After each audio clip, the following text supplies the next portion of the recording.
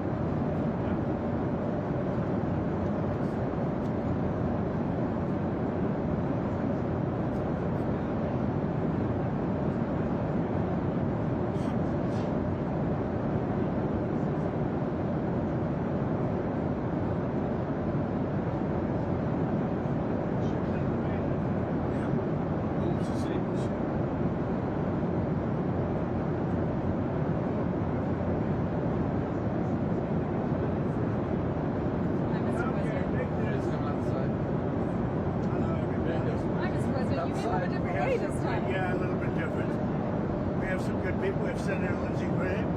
Hello, We have everyone. Howard Lutnick, Commerce. We have Steve Miller. We have a lot of people. We have Aaron. We have a lot of people. Go ahead.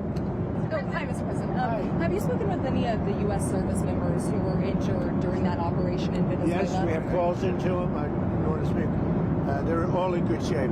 Can you detail what watching that was like when all this played out in Venezuela and what Maduro was doing that moment? Well, I when knew the US possible danger. I mean, it was a very dangerous operation. It was amazing that we had a few injured, but all are in good shape right now. But I knew there was great danger. You got off a helicopter. The helicopters were being shot at. They got on the ground. They were amazing talent and tremendous patriotism, bravery. The bravery was incredible. Lindsay, they got off the helicopter and the bullets were flying all over the place. As you know, one of the helicopters got hit pretty badly, but that we got everything back. And nobody killed. The next question is who's in charge of Venezuela right now? Have you spoken to the newly sworn in president there, Rodriguez? And what are your thoughts on the entire situation? You said the U.S. would run Venezuela. We're dealing with the people. We're dealing with the people that just got sworn in. And don't ask me who's in charge because I'll give you an answer and it'll be very controversial. What does that mean? Because we're in charge. Have you spoken with her? We're in charge. Have you spoken with her? No, I haven't, but other people Do you want have. to? Yeah, at the right time, I will. Did the U.S. give Delcy Rodriguez any guarantees in exchange for cooperating with your administration? No, but she's cooperating. Are you going to demand free and fair elections in the short term in Venezuela? Well, it depends. What you're talking. We have to do one thing in Venezuela: bring it back. It's a dead country right now. It's a country that, frankly, we would have been if I had lost the election. We would have been a dead country. We would have been Venezuela on steroids. Venezuela right now is a dead country. We have to bring it back, and we're going to have big investments by the oil companies to bring back the infrastructure. And the oil companies are ready to go. They're going to go in. They're going to rebuild the infrastructure. We built it to start off with many years ago. They took it away. You can't do that. You can't do that with me. They did it with other presidents. How soon do you think an election can take place in Venezuela? How soon can an election take place? Well, I think we're looking more at getting it fixed, getting it ready first, because it's a mess. The country is a mess. It's been horribly run. The oil is just flowing at a very low level, much lower than, even if it was badly run, it should have more income, more oil than what they're doing. So we're going to have the big oil companies go in. They're going to fix the infrastructure. They're going to invest money. We're not going to invest anything. We're going to just take care of the country. We're going to cherish the country. We're going to take care, more importantly, of the people, including Venezuelans that are living in our country that were forced to leave their country. And they're going to be taken very good care of. Yes, ma'am. Have you spoken with the oil companies about going into Venezuela? I have. Which ones? Have you received any commitments? All of them, basically. Any commitments from the oil companies? They want to go in so badly. Did you speak with them before the operation took place? Yes. Did you maybe tip them off? Before and after. And they want to go in, and they're going to do a great job for the people of Venezuela. And they're going to represent us well. But, the infrastructure is rusty, rotten, most of it unusable. It's old, it's broken. You see pipes laying all over the ground. Nothing's been invested for years. Chevron's in, as you know, they've done a good job, but even they haven't been in a position to invest money because they're in a month-to-month basis.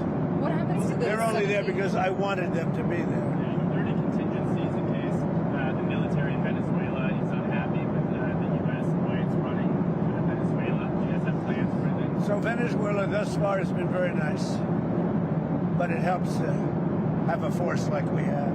We were ready for a second wave. We were all set to go, but we don't think we're going to need it. There's about $17 billion worth of oil reserves in Venezuela. More. Is that going to be... You mean trillion? And is that going to be Did you something... say billion or trillion? I said billion. You said 17 billion? It's much more than that. Okay, so what is going to happen to those reserves? Well, we're going to run everything. We're going to run it, fix it. We'll have elections at the right time. But the main thing you have to fix, it's a broken country. There's no money.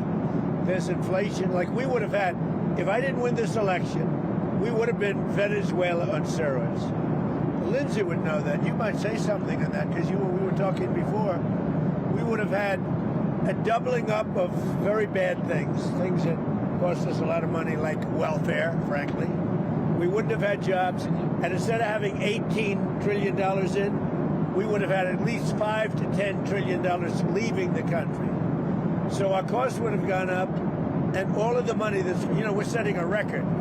It's long broken. And that's it. That's after 10 months. We haven't included the 11th month yet. So we think we're going to hit over $20 trillion. The all-time record is 3 by another country known as China. About 10 years ago, they did 3. We're going to do close to 20 trillion. By the way, there has never been anything like this ever before. And it's all because of tariffs and the election, but it's because of tariffs. There was a time. Without tariffs, we wouldn't have 10 cents being invested. There was a time back in 2016, and I remember your RNC speech, and you were saying that regime change and nation building. Where? When you were speaking at the RNC back in 2016, you were criticizing regime change and nation building, the U.S. being involved in that. It seems obviously that your stance has changed on that. What led to that? And is the U.S. nation building now? Is that this isn't a country that's on the other side of the world. This isn't a country like where you have to travel 24 hours in an airplane. This is Venezuela. It's in our area. The Don Road Doctrine. So is that what you would say, that we're in the business of nation building? No, we're in the business of having countries around us that are viable and successful, and where the oil is allowed to freely come out because that's good. It gets the prices down. That's good for our country. Now, we have a very sick neighbor. It's not a neighbor, but it's close to a neighbor, and that's Venezuela. It's very sick. Colombia is very sick, too, run by a sick man who likes making cocaine and selling it to the United States. And he's not going to be doing it very long, let me tell you. What does that mean? He's not going to be doing it very long. He's not doing it very long. He has cocaine mills and cocaine factories. He's not going to be doing it very long. So there will be an operation by the U.S. It sounds good to me. Secretary Rubio mentioned. You know why? Because they kill a lot of people. Yeah. Secretary Rubio mentioned Cuba yesterday in his remarks. Does the U.S. have a plan to do? Well, Cuba always survived because of Venezuela.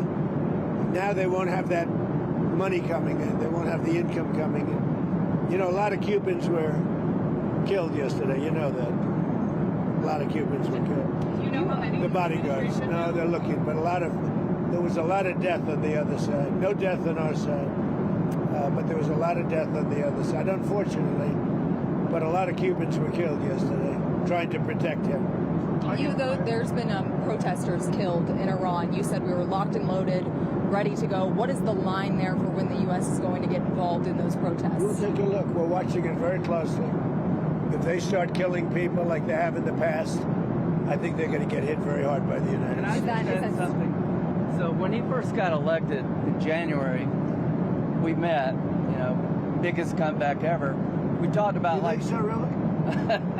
I didn't feel it was a comeback, actually. So because the first one was... The bottom line is, we talked about a drug caliphate in our backyard. We had Venezuela, we have Cuba, we have Colombia in our backyard. And these 3 countries have been condemned ever since I've been in politics. Joe Biden put a $25 billion bounty on Maduro's head. Chris Smith, the day he got inaugurated, said, I hope Trump will hold Maduro's feet to the fire. You did. So what has he done? He's going to clear our backyard of a drug caliphate, countries run by narco-terrorist dictators who murder, rape, send drugs into our country to kill thousands of our citizens. To my Democratic friends, you should be celebrating this. When bin Laden went down, I was the first to applaud President Obama. This was one of the most sophisticated military operations in the history of the country. What they were able to do was amazing. They knew we were coming. We had a good part of the Navy, and they were able to capture this man alive. No military in the world could have done it. And as to this commander-in-chief, he did something people talked about doing. You just wait for Cuba. Cuba is a communist dictatorship that's killed priests and nuns. They've preyed on their own people. Their days are numbered. we're going to wake up one day, I hope in 26, in our backyard, we're going to have allies in these countries doing business with America, not narco-terrorist dictators killing Americans. This is a big frigging day. And everybody in the world is thinking differently than they were just a few days ago because of what you did. By the way, you know, you mentioned something that's interesting. Lindsay mentioned bin Laden. Do you know I wrote about bin Laden 1 year before the attack on the World Trade Center? And I said, you got to go after bin Laden. It was in my book. And very few people want to say that, but it was in my book. You know that, I think. You've actually talked about it. But if they would have listened to me, they would have taken out bin Laden, and you wouldn't have had the World Trade Center tragedy. Yeah, this is certainly going. Did you know that? I predicted bin Laden. I learned something every day. No, but did you hear that? Well, I didn't now. I just heard it right now. No, I wrote a book. It was 1 year before the attack that the book came out, and it talked about, there's a whole page, a whole section dedicated to a guy named bin Laden who's a bad guy who you have to take out. So I'll get the book. But right after the election, he told me, I'm going to clean up our backyard. Now, this was before he took office. This is one of the president's priorities, is to make sure that people in our backyard, narco-terrorist states, will not continue to kill Americans without the number of people that will be alive today because Venezuela will be in different hands is going to be tens of thousands. This is something to be celebrated, whether you like him or not. Not just Venezuela. It's what's coming out of Venezuela, yes, in the form of ocean-going and Gulf-going and sea-going boats. Every time we knock out a boat, and we've done a lot of them, we did 3 over the last few days. They're very rare now. You don't see too many of them. Hard to recruit. But drugs by sea are down 97%. Think of that. And now we're going to stop them by land, too. The land is easy. We had to do the sea before we did the land because it just works out. Yeah, you were just talking about the land, but it sounded like you And by the way, you have to do something with Mexico. Mexico has to get their act together because they're pouring through Mexico, and we're going to have to do something. We'd love Mexico to do it. They're capable of doing it. But unfortunately, the cartels are very strong in Mexico. I remember one time you actually, speaking of Mexico, I asked you about Claudia Sheinbaum, and you told me at one point you had offered to send U.S. troops into Mexico to combat drug trafficking there. Is that something you have spoken to her about? I think she's a terrific person. I would say every single time I talk to her, I offered to send troops. And she's just not willing?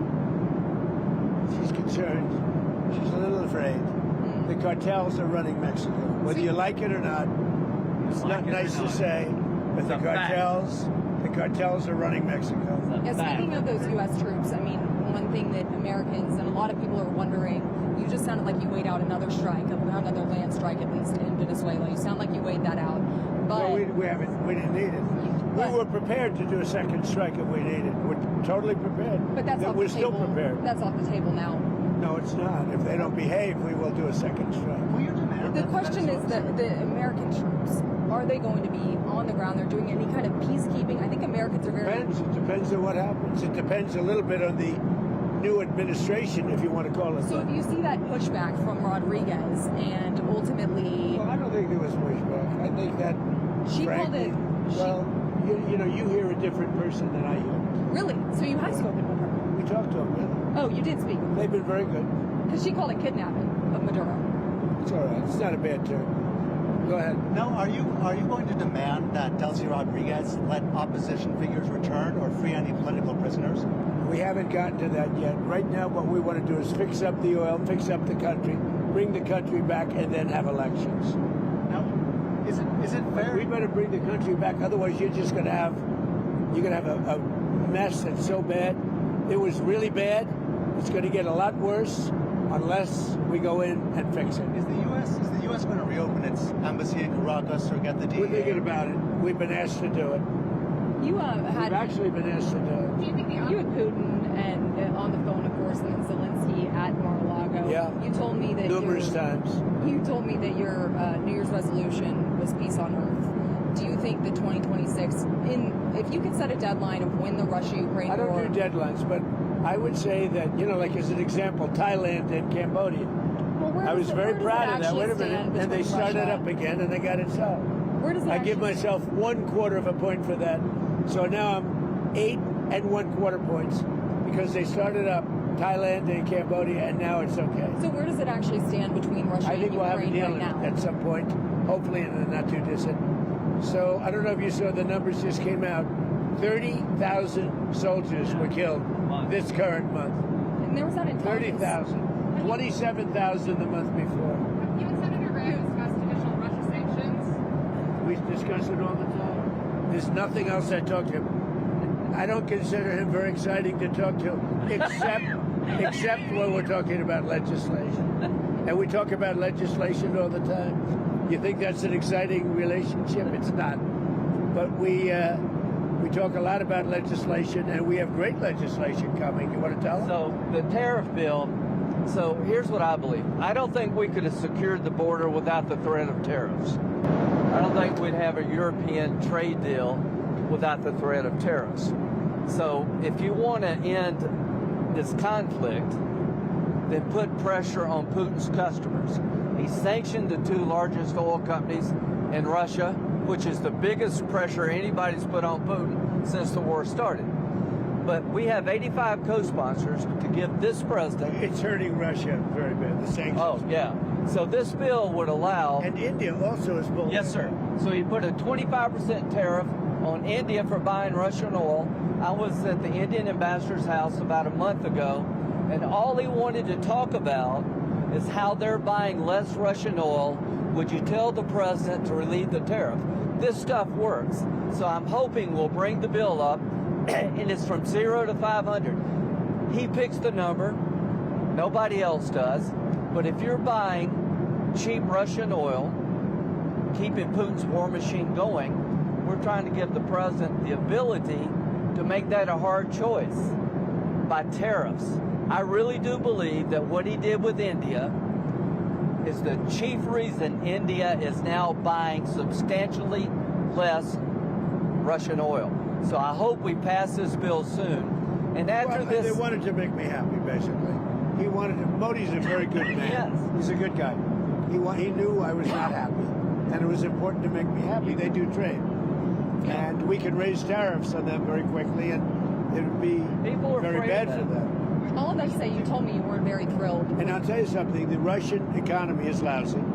But what's really lousy is the Venezuelan economy. The Venezuelan economy is, I think, the worst economy I've ever seen. If you look at inflation, things are doubling every day. Stolen blood. It's a disaster. We got to fix the country fast. President Trump, are there going to be any more? You said the oil companies are going to go in there. Are there any other companies that you've talked to about dealing with Venezuela? Maybe Mr. Ludwig could talk about that. Are there any other corporations, entities outside Many of oil? outside of the oil business.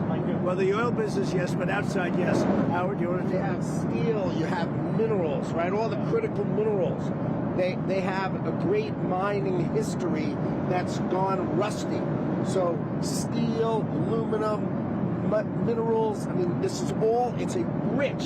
It was once upon a time one of the great economies and cultures of the world, and it was destroyed, and now President Trump is going to fix it and bring it back for the Venezuela. But it's not easy. It's really gone bad. Any rare earth? But it's got potential. What? Maybe any rare earth minerals? They have rare earth, but everybody has rare earth. Rare earth is not rare.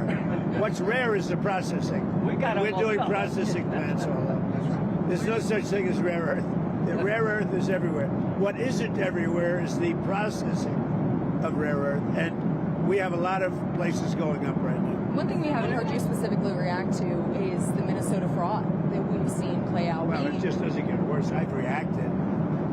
It's almost not even believable. This very stupid, low IQ governor, he's a very stupid man, because, I had a campaign against him with JD, and he's a stupid man, and he's a corrupt politician, and the Somalians are ripping off our country to the tune of, looks like $19 billion, but that's only what they can find. So usually when you look at it 19, that would mean it could be 50, but the numbers are astronomical. Think of it. They have a dead country. They don't have government. They don't have anything. They don't have a military. All they do is run around shooting people. And trying to capture ships. You know, we don't let them take ships anymore. You know why? We use the same exact missile on them that we use on the drug carriers, and it's very effective. So, You notice there's nobody capturing ships anymore? Because as they head out to go capture the ship, and the ship doesn't want to fire back because it's very flammable stuff in many cases. And the insurance companies don't want, because they built $1 billion ship, and they don't want anybody firing rockets into the ship. But we're hitting them so hard, and it's very similar. Same missile system. It's called Deadly Accurate. And do you notice that ships aren't being taken anymore? The pirates are. That's right. I hadn't thought about The that. pirates aren't. Well, No Somali birds. It's actually very easy. They head out. We say, guess what? There's pirates. Bing. That's the end of the pirates. The shipping business is coming back because, see, these are little things that we're doing. And I'm doing it not just for American ships, I'm doing it worldwide. Because we don't want ships taken by Somalia pirates. But what they are doing is they're stealing money from the American taxpayer. And every one of them should be forced to leave this country, including Ilhan Omar, who's a total crook. And she's one of the leaders of it. Not the only, because she's not that smart. But think of it. $19 billion at least they've stolen from Minnesota and from the United States. It's actually more from the United States because Minnesota puts in, and we're not going to pay it anymore. We're going to have Waltz go pay. We're not going to pay them, and we're not going to pay California, and we're not going to pay Illinois with that big slob of a governor that they have that doesn't want. You know, we brought down crime by 25%. He didn't do anything. He's not doing anything. But they want us to leave. He had a day where they had 17 murders, not too long ago. 17 murders and 77 people shot, but 17 died. And then he talks about, oh, we can handle it. He can't handle it. But we pull back, and we'll go in at the appropriate time. But we're the ones that brought the crime down. We brought it down 20%. They didn't bring it down. Pritzker didn't bring it down. Same thing with Gavin Newsom. If we didn't go in to Los Angeles 7 months ago when they had the riots, even the police commissioner, the head of police, said if we didn't have the federal government go in, we would have lost total control of the city of Los Angeles, and they would have had to cancel the Olympics. Think of that. speaking of Los Angeles, the National Guard, you pulled out the National Guard out of Portland We did. and Los Angeles. And you know what? You know that Portland, we got it down to almost no crime. Do you know that? But we pulled it out. We had a Supreme Court decision. We can go back. We're allowed to go back in. But we'll go back in when the crime starts. Look, the crime will soon start because they now know that we're out. And at the appropriate time, we'll go back in. And we may, if we're allowed to. The most powerful thing we haven't used, the Insurrection Act. You're considering using the insurrection? I've always Where? considered it, but we haven't needed it anywhere. 48% of the presidents of this country have used it. Bush used it, I think, 22 times or something. You know that, right? I mean, Bush the elder. And what are your short-term, next 2 weeks, what do you need from Delcy Rodriguez? You've threatened Delcy. Total access. We need total access. We need access to the oil and to other things in their country that allow us to rebuild their country. What other things? A lot of things. Roads that aren't built, bridges that are falling down. Yeah, bridges that are falling down, nobody can go anywhere. And on Greenland, On Greenland now? Yeah, on Greenland. How did we come up to Greenland? So, do you expect to take an action against Greenland? Well, I don't want to talk about Greenland. Let's talk about Venezuela, Russia, Ukraine, and we'll worry about Greenland in about 2 months. Let's talk about Greenland in 20 days. On Venezuela, we talked so much about energy. By the way, I will say this about Greenland. We need Greenland from a national security situation. It's so strategic. Right now, Greenland is covered with Russian and Chinese ships all over the place. We need Greenland from the standpoint of national security. And Denmark is not going to be able to do it, I can tell you. I think it's a big You know what Denmark did recently to boost up security in Greenland? They added one more dog sled. It's true. They thought that was a great move. Oh, I don't want to talk about Greenland now. I just say this. We need Greenland from the standpoint of national security. And the European Union needs us to have it, and they know that. I think there's some confusion The about operation in Venezuela will affect your relationship with Xi Jinping in China. No, I don't think so. I have a very good relationship. We have the power of tariffs, and he has other powers on us. You know? Are you still planning to travel to see him in April? Yeah, I'll be going in April. I think there's some confusion from Americans and maybe the community in the world when it comes to what you said about Rodriguez earlier today in a phone interview. You said that she would face the same fate, if not worse, than Maduro. But it sounds like you're talking to her on the phone and wanting to work Not with me, her. my people are just the same thing. Are considering her in power. Can you just clarify where you stand on Delcy Rodriguez right now being in I don't power? have to tell you. I just say that she will face a situation probably worse than Maduro, because you know Maduro gave up immediately. So she could also he raised his capture- hand, he gave up, and he did the right thing, but he gave up. So we were so effective, and it was so fast and violent. It was very violent, but we were so effective. He raised his hands, he gave up. What was the most violent moment during I don't want to tell you. There were some bad moments, but there were some very violent moments. I don't want to tell you. Did you get a briefing at all on Maduro's first night in U.S. Yes. custody, and what can you tell us? I have a total briefing on every aspect of it, but I don't think it's appropriate to talk to the press about it. You'll find out. When it comes to him in court tomorrow, I mean, what's the end game here with Maduro? There Does is he just no rot end game. in a We're just U.S. going to go prison? through a slog of a trial. The judge is very respected, Judge Hellerstein. He's a highly respected judge. We'll see how we do. The case it's infallible. People are so happy with what we've done. You know, you go down to Miami, you go down to a lot of places, and they're all dancing in the streets of this country. Now, he was a rough man, killed millions of people. He killed millions and millions of people. After he stands Can trial, I just say something? We got this is a good thing, not a bad thing. President Biden put a $25 billion bounty on the guy's head. Why?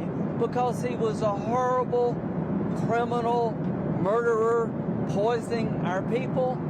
Every administration has been saying he's a threat to our country. He's a bad guy.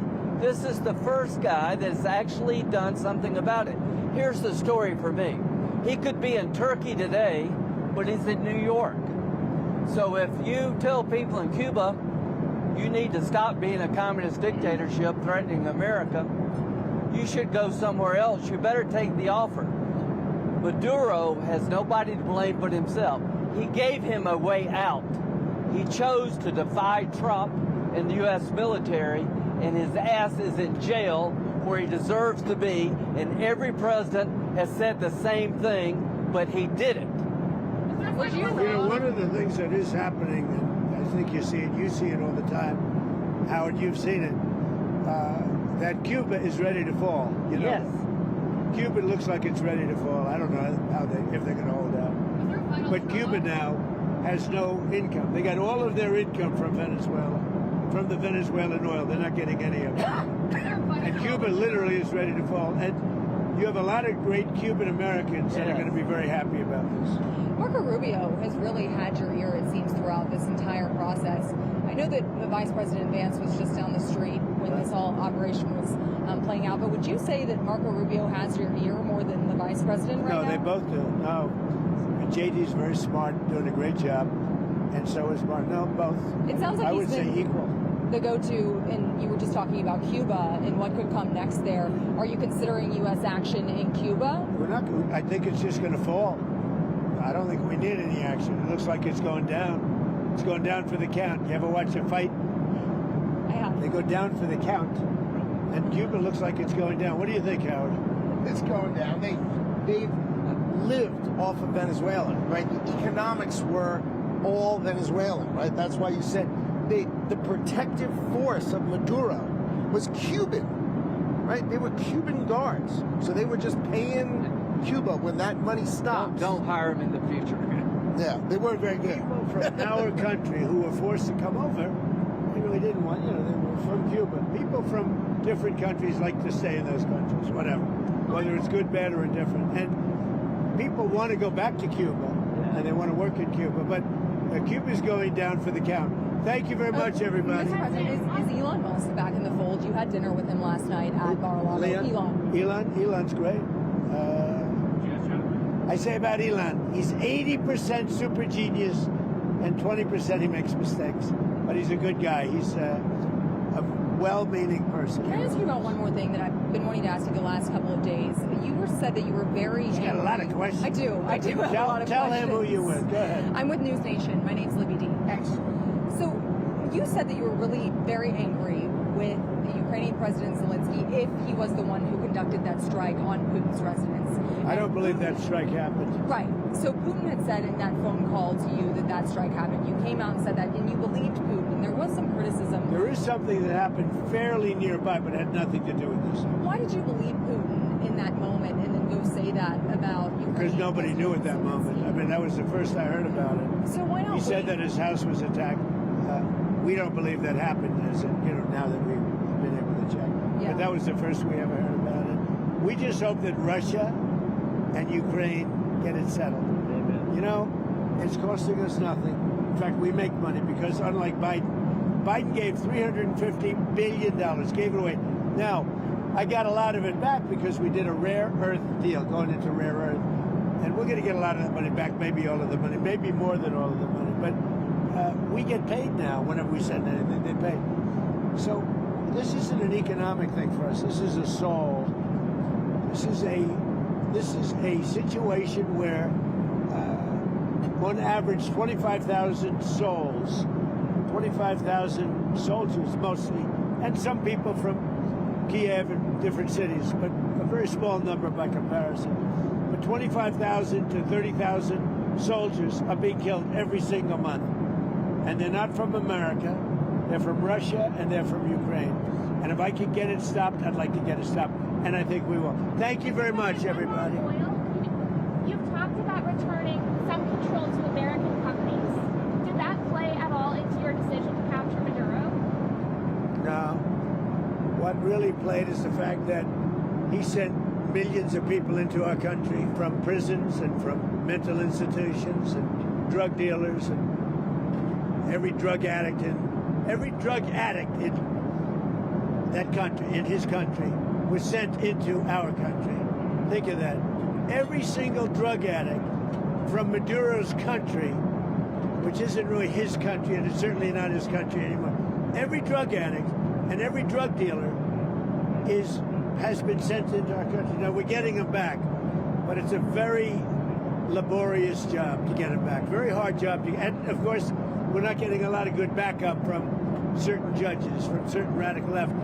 But we're doing well on appeals because the people doing the appeals, seems that the judges are much more sane. What these super radical left judges are doing to our country, it's incredible.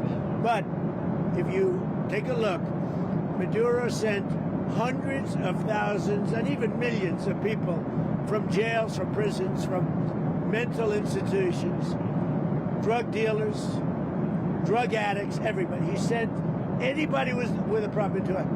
It can never be forgiven. And other countries have done the same, but nothing like Maduro's done. During your campaign, you talked about ending an American foreign intervention. What changed your mind with Venezuela? What kind of drew your interest in it? The fact that he sent drugs into our country. We're stopping it rapidly with what we're doing with the sea, because they come in, a lot of it comes in by sea, but it's not coming. The drugs coming in, as I said before, by sea are down 97%. You should be saying, thank you very much, President Trump. Great job. Now they can't get anybody to pilot those boats. You know, it's 97%. I'm trying to figure out who are the other 3%. Would you say that Operation What's Resolve? your response to supporters who voted for you? They'd be glad and relieved to see Maduro in custody. The voters that voted for me, yeah. Let me just tell you, the voters that voted for me are thrilled. They said, this is what we voted for. So let's just think about it. What is the right response when a country sends in tens of thousands of people to overwhelm your system? When a country is a narco-terrorist state that floods your country with cocaine, that's aligned with Hezbollah, What's the right response? You blow up the boat before they get here. You take down the source of the problem. President Trump didn't wake up one day and say, hey, let's take Venezuela. He did what other people talked about, but didn't have the balls or the guts to do it. This is a good thing. This is not interventionism. This is making America safer. We're going to be more prosperous because of the business deals. There are going to be Americans alive today because he shut down a narco-terrorist state called Venezuela. This is a good thing, not a bad thing. And the oil companies are going to go in and rebuild their system. They're going to spend billions of dollars, and they're going to take the oil out of the ground, and we're taking back what they stole. Remember, they stole our property. It was the greatest theft in the history of America. Nobody has ever stolen our property like they have. They took our oil away from us. They took the infrastructure away. And all that infrastructure is rotted and decayed. And the oil companies are going to go in and rebuild it. We're not going to spend very much money at all, if anything. But the oil companies are going to go, we're going to take our oil back. But we're going to also do things that, when you look at what he did, the drugs are terrible, but also terrible. He sent hundreds of thousands of people into our country that should not be here.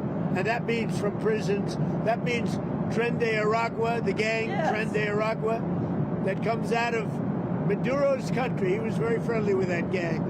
Well, they're having a hard time right now. You know, we had Tren de Aragua all over Washington, D.C., and they got the hell beat out of them. Washington, D.C. is the safest city right now in the United States. Thank you very much, Mr. President, everybody. if you had to sum up Operation Absolute Resolve, would you say that it was about oil or it was about regime change? It's about peace on earth. How is it peace on earth? Peace on earth. We got to have peace. It's our hemisphere. The Monroe Doctrine was very important when it was done, and other presidents, a lot of them, they lost sight of it.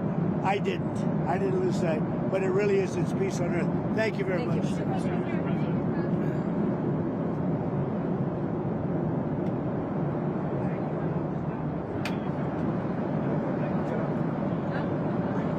Okay, cool. Can I help you? Can I help you? Do y'all need help? Yeah.